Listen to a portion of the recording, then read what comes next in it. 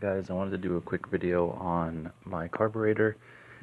It's a carburetor from a 1997 Suzuki Bandit 600, also known as a GSF 600. Quick backstory. So I took my bike into the shop because it was running terrible and it was just shutting off. So I was pretty sure that the carb needed to be cleaned. It's been years. And long story short, and this was a fairly reputable shop.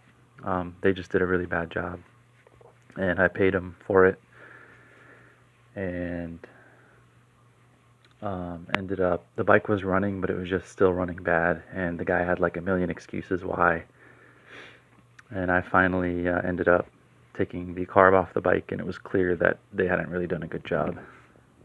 So then I hired another person to do it, and unfortunately something similar happened, so I ended up just so the second time the bike ran a lot better, but it started leaking gas and there was all kinds of other issues going on. So I just figured out, you know what, since I can't find somebody to do this for me, I'm going to just do it myself.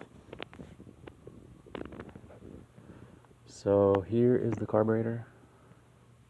I apologize for the crappy quality video, but I just want to kind of get this info out there in case somebody else is in my shoes.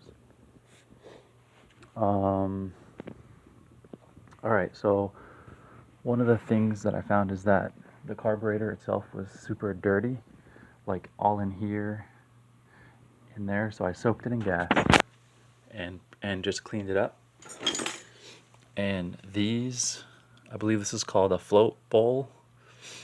There was tons of crud down there, so cleaned all those out too. Not perfectly, but decently. Throttle body, butterfly or something. They all need to be just slightly open on the bottom. You see that crack at the bottom? It doesn't fully close.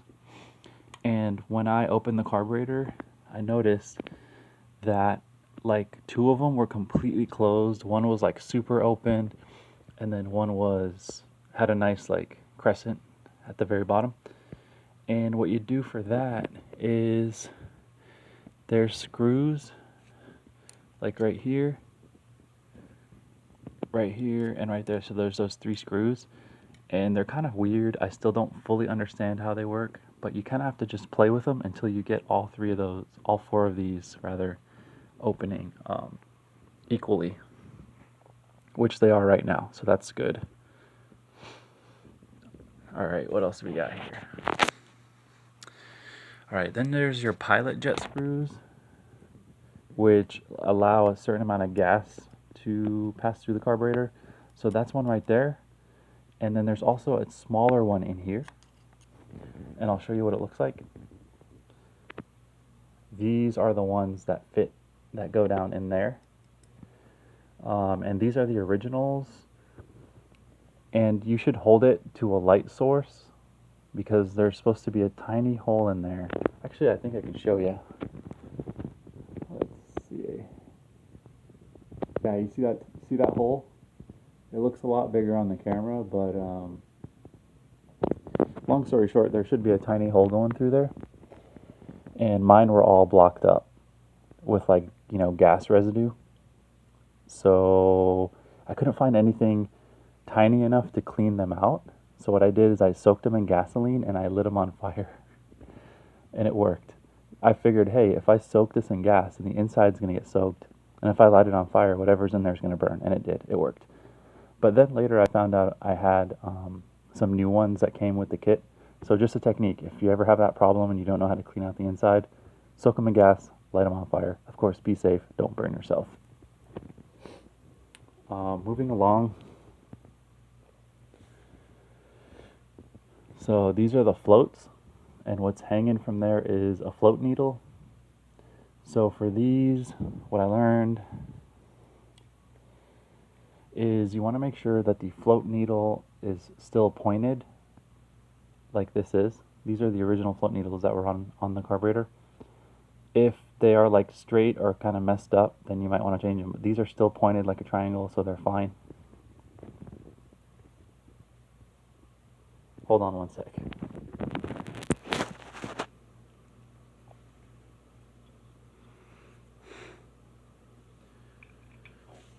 Oh, okay. And this is really important. All right, so this is a float, and the float needle hangs off this metal piece right here. And when I opened up the bike, I noticed that all the floats were at different angles and different heights. All the float heights were different. And what I've learned by watching a lot of videos is that the float, this part, should be parallel to here.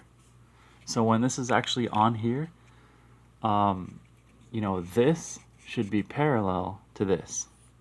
So basically it should be going straight out, not leaning, you know, not going down or going up. And I realized, like, I was curious. I was like, how the heck do you adjust the float? Because there's no way to adjust it. So what I realized is if I bent this metal tab right here, either down or up, it would adjust the float height. Now be careful, because if you do that, and you break it, then you're gonna have to replace this, and they're kind of tough to get a hold of, especially for older bikes. So just be careful, but you can do it by bending that tab either down or up. You can actually adjust the float height. And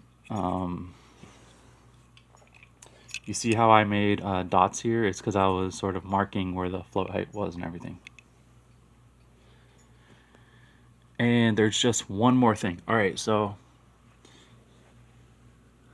this is called a seat. It's where the needle goes.